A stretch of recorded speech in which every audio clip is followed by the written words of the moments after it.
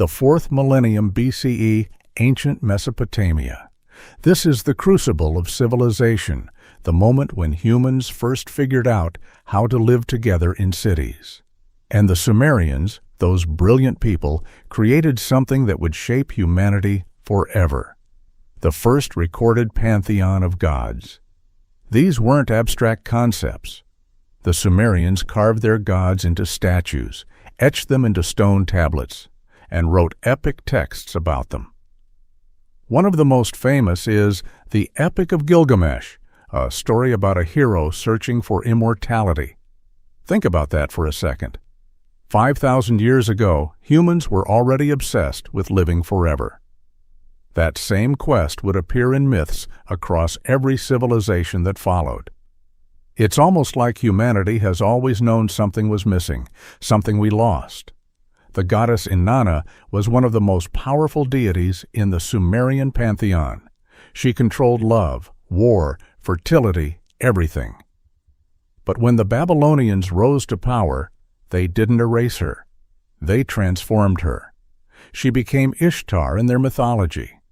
Then later, the Phoenicians knew her as Astarte. Same goddess, different names, evolving across centuries and civilizations. Why does this matter?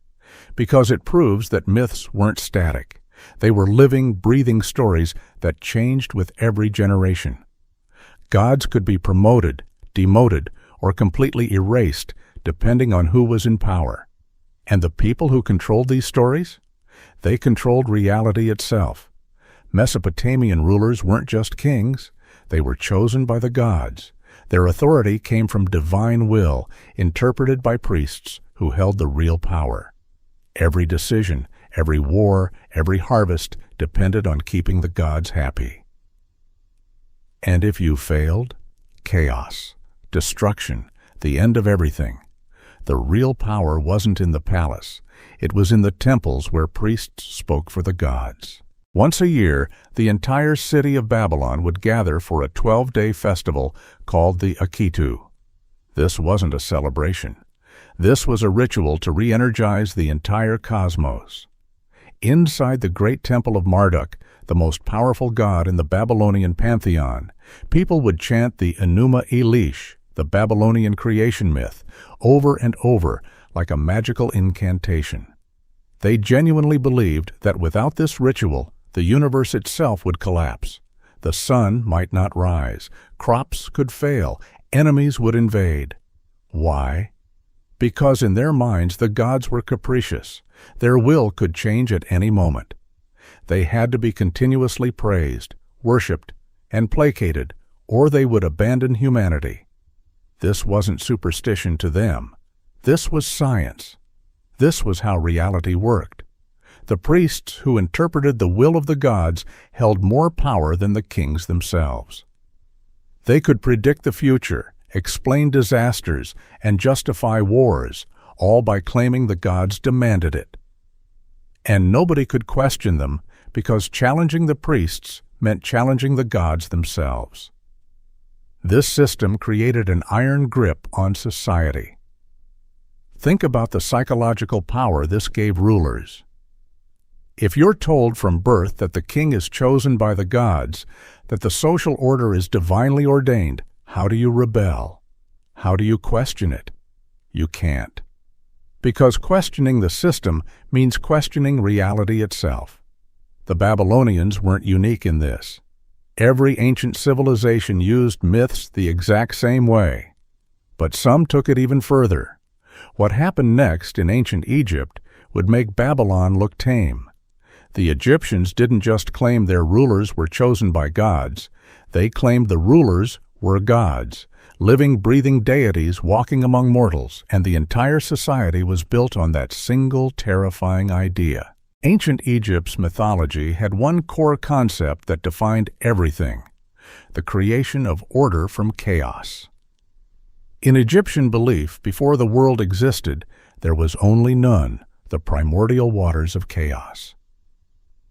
Then the gods emerged and created Ma'at, the principle of order, truth, and cosmic balance.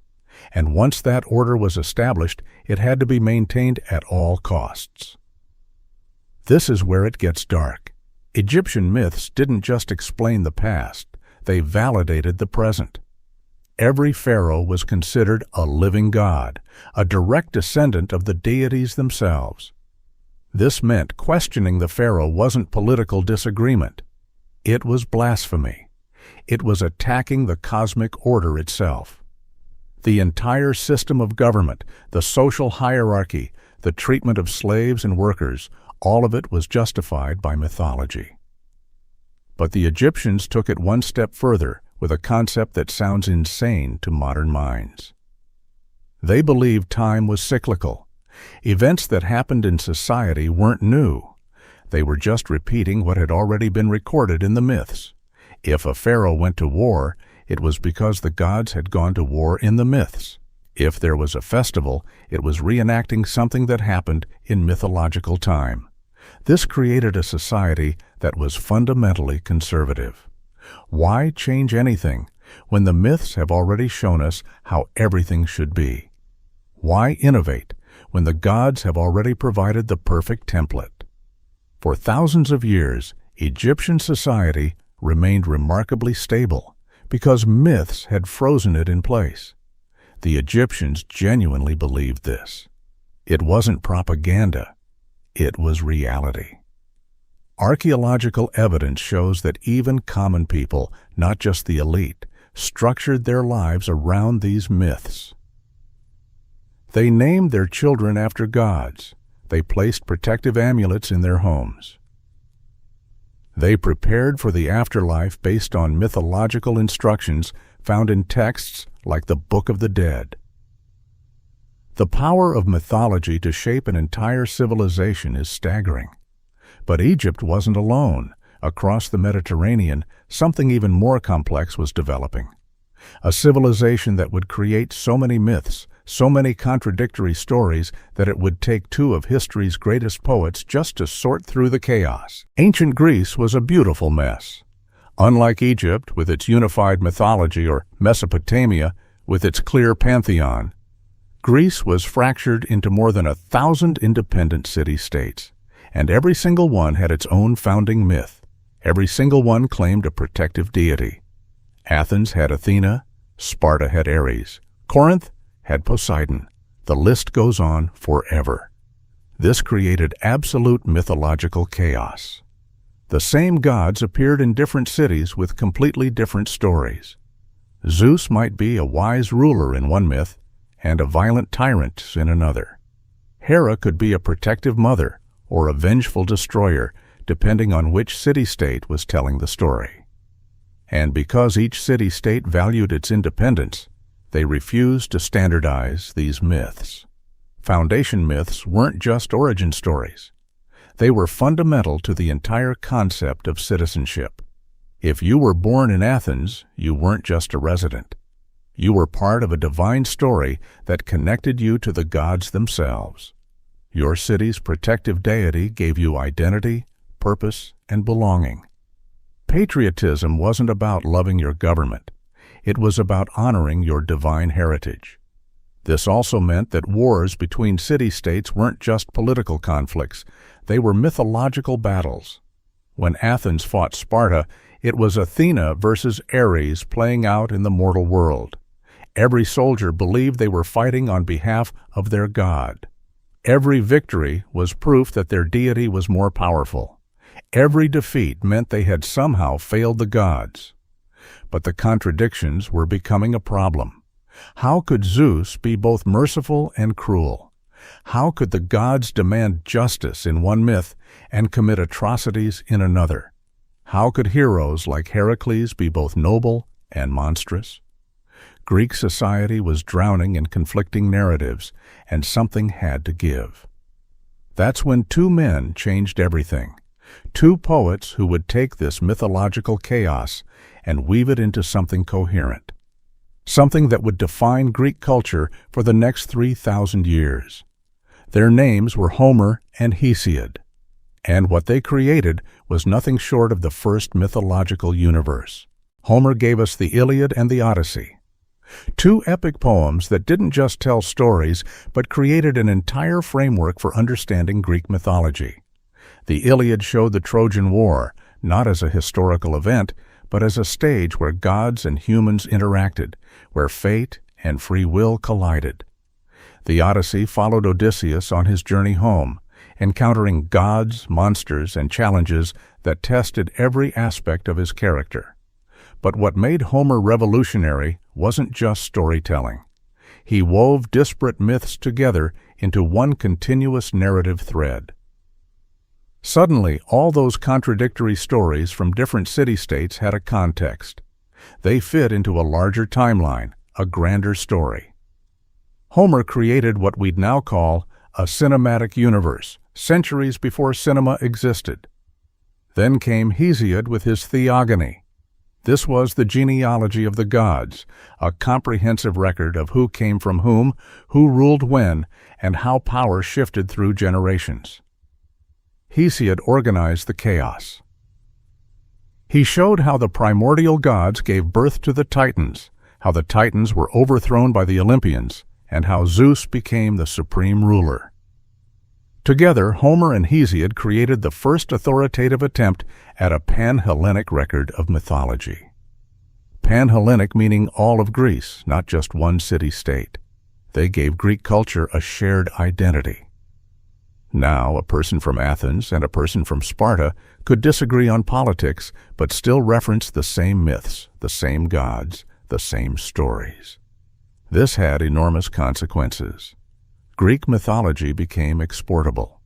As Greek culture spread through trade and conquest, these myths traveled with it. And when another civilization rose to power and conquered Greece, they didn't destroy these myths. They absorbed them. They transformed them. They made them their own. That civilization was Rome. And what the Romans did with Greek mythology was absolutely wild. They didn't just copy it.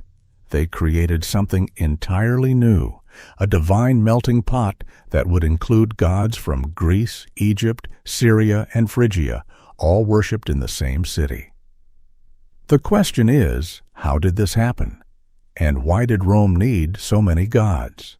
Rome started with its own gods. The Italic peoples, including the Latins and Etruscans, had local deities that protected crops, homes, and families.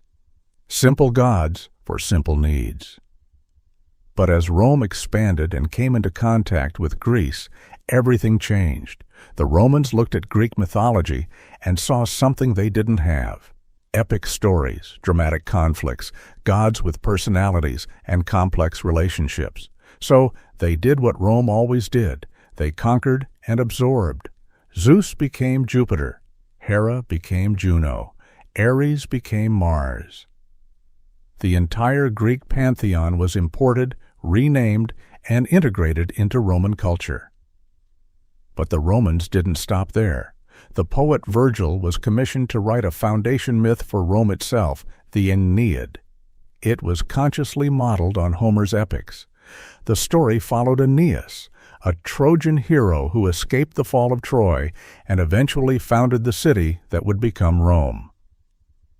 Virgil created a direct mythological link between Greece and Rome, legitimizing Roman power through divine ancestry. Then Ovid came along and wrote Metamorphoses, retelling Greek myths with a Roman perspective. He also wrote Fasti, a poetic calendar that recorded the myths of purely Roman deities, gods that had nothing to do with Greece. Ovid was preserving something uniquely Roman while acknowledging the Greek influence. Rome was an empire, and empires collect gods like trophies. From Phrygia, they imported the great mother Cybele, a goddess of fertility and nature. From Egypt, they brought Isis, one of the most powerful goddesses in the ancient world. From Syria, they introduced Elagabal, also known as Sol Invictus, who briefly became the chief god of Rome under Emperor Elagabalus. This wasn't cultural appropriation in the modern sense. This was cultural fusion. Rome understood that mythology gave people identity and meaning. By incorporating foreign gods, they made conquered peoples feel included in the empire. You could worship your traditional gods and still be Roman. This religious tolerance was a key reason Rome lasted so long. But this also created a problem. With so many gods, so many myths, so many contradictory stories, how did any of this survive? How do we know these myths today? The answer is both fascinating and terrifying because most of them almost didn't survive at all. Something that should keep you up at night. The vast majority of human mythology is gone forever, erased, lost to time. We'll never know the myths of countless civilizations because they were never written down, or the texts were destroyed, or nobody bothered to translate them before the cultures disappeared. In pre-literate societies, myths were passed down orally. One generation would tell the next, who would tell the next, and so on. This sounds romantic, but it's incredibly fragile. If one generation fails to pass on the stories, they're gone. If a language dies, the myths die with it. If a culture is conquered and forced to adopt new beliefs, their original myths vanish. Even in literate societies, preservation was a matter of pure luck. Take the Viking Age Norse as an example. The Norse were literate, they could write, but almost all of their mythology survived through a single source, the Edda. These were collections of mythological poems, and later Snorri Sturluson wrote the prose Edda to preserve and explain these myths. The terrifying part? If those manuscripts had been destroyed, if a fire had consumed the library where they were kept, or if the Christian Church had been more aggressive in erasing pagan texts, we would know almost nothing about Norse mythology today. Thor, Odin, Loki, Ragnarok, all of it would be lost. We'd know as little about Norse myths as we do about the myths of the ancient Britons, which is basically nothing. The ancient Britons had their own rich mythology. We know it existed because fragments appear in later Celtic and Welsh texts. But the details? Gone. The full stories? Lost. And this happened to countless other cultures. The Picts of Scotland, the Thracians of the Balkans, the Dacians of Romania, all had mythologies that are now completely unknown. Some myths were preserved not as religious texts, but as literature. The line between myth, folklore, and literary fiction became so blurred that we're not always sure which is which.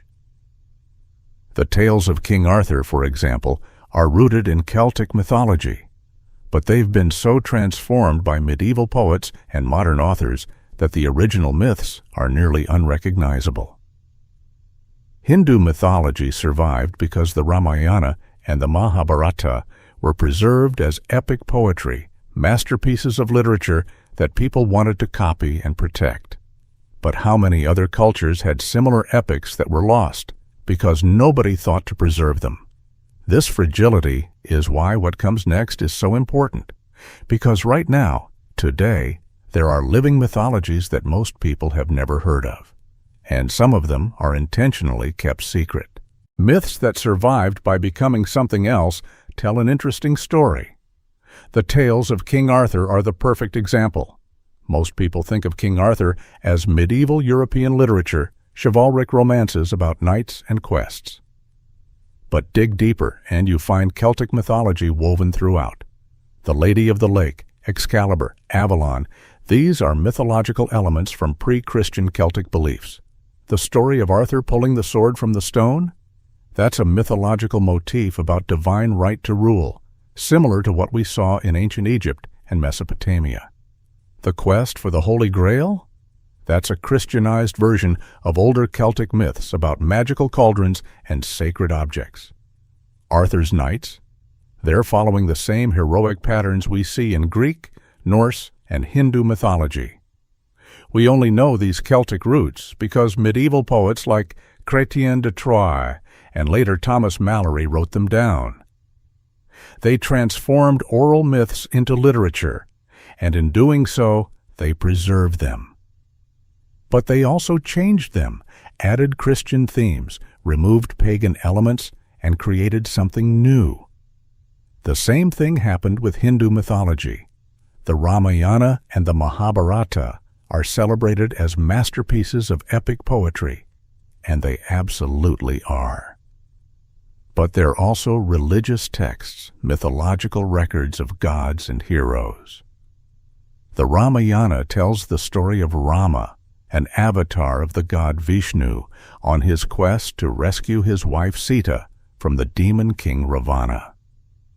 The Mahabharata is even more complex, containing the Bhagavad Gita, one of the most important philosophical texts in Hinduism. These texts survived because they were considered both literature and scripture. People wanted to copy them, study them, perform them. They became part of the cultural identity of billions of people across South Asia and Southeast Asia. But we only have these because someone, at some point, decided they were worth preserving. How many other cultures had similar epics that were lost? How many mythological traditions disappeared because nobody wrote them down or because the texts were destroyed? The answer is, we'll never know. But we do know that right now, today, there are living mythologies that exist only in oral tradition, and they're disappearing fast. Some of them are intentionally kept secret from outsiders, and what comes next is going to blow your mind. There are tribal peoples around the world who still live in what outsiders would call a mythological reality. For them, myths aren't ancient stories. They're living truths that explain everything about existence. And some of these mythologies are so well preserved, so intact, that they rival anything from ancient Greece or Rome. The Dogon people of Mali have an oral tradition that's remarkably enduring. Their creation myths, their cosmology, their understanding of the universe, all of it has been passed down for generations without being written. The Baiga of central India maintain spiritual practices rooted in myths about the earth and fertility. The Tikopia of the Solomon Islands have detailed myths about their chiefs being descended from gods. The Ifugaos of the Philippines have rice terrace rituals based on myths about the gods teaching humans agriculture. But the most well-documented example is probably the Aboriginal Australians and their dreamings. These are creation myths that explain how the world was formed, how animals came to be, and how humans should live. These myths are tens of thousands of years old, some of the oldest continuous cultural traditions on Earth. The Marindaneem people of New Guinea have myths about Dema, creation spirits who shaped the world and then transformed into animals, plants, and natural features. The Navajo in North America have chantways, eloquent ceremonial songs that tell creation stories and healing myths. These aren't just stories. They're instructions for living, guides for understanding reality. Many of these myths haven't reached the outside world. Some are kept secret because they're sacred knowledge that can only be shared with initiated members of the tribe. Some haven't been collected or translated because anthropologists haven't had access. And some are being lost right now as exposure to outside cultures destroys indigenous traditions.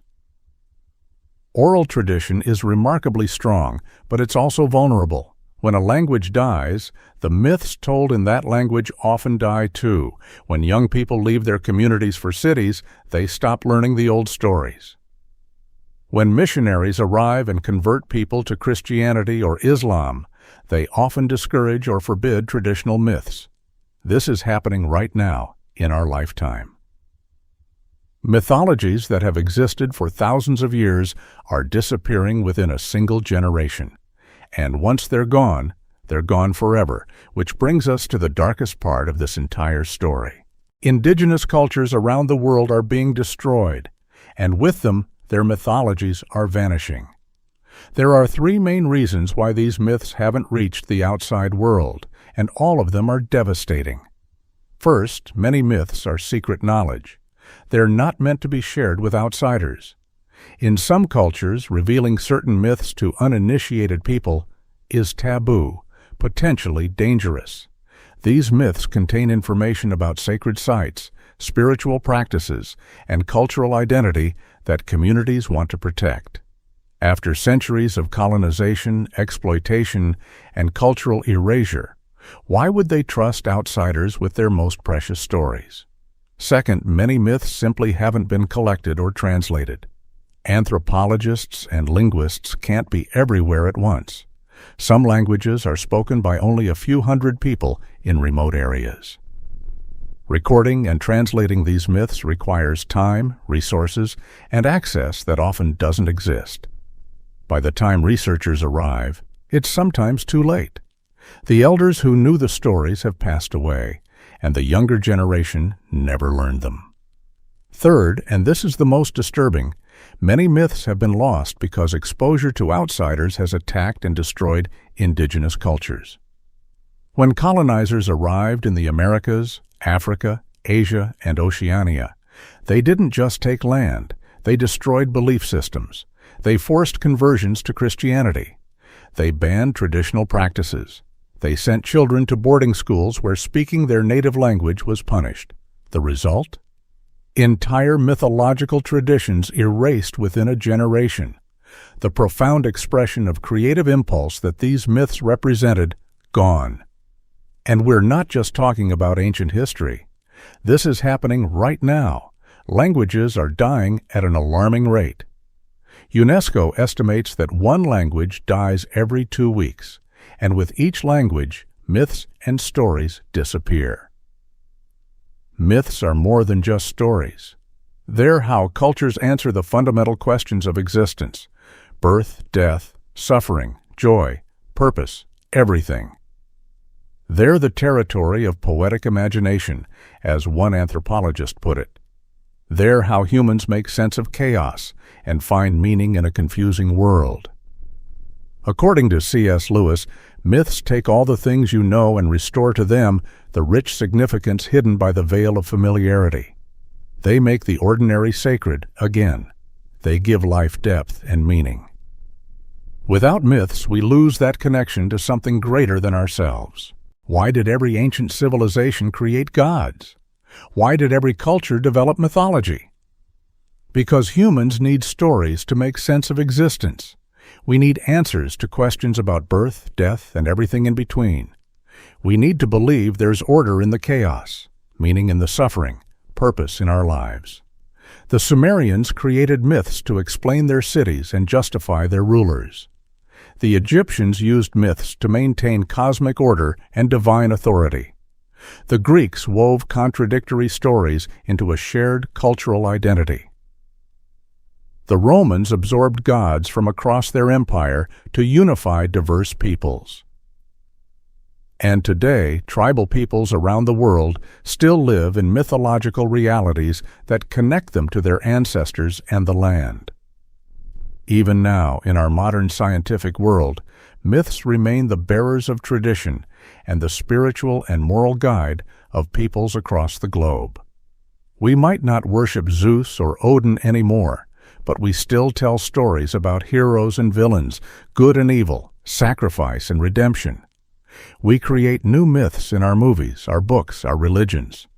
The human need for mythology hasn't disappeared. It's just evolved. We still seek answers to the same mysteries that plagued ancient civilizations. We still want to know why we're here, what happens after we die, and whether there's something greater than ourselves. And in seeking those answers, we create new myths, new stories, new ways of understanding reality. The question isn't whether we need myths. The question is, what myths are we creating right now? And will they survive long enough for future generations to study and debate like we do with ancient texts? Because if there's one thing we've learned, it's that myths are fragile. They can be lost forever with one burned manuscript, one forgotten language, one destroyed culture. Maybe that's the real lesson. Myths aren't just about the past. They're about preserving something essential about what it means to be human. And that's worth protecting.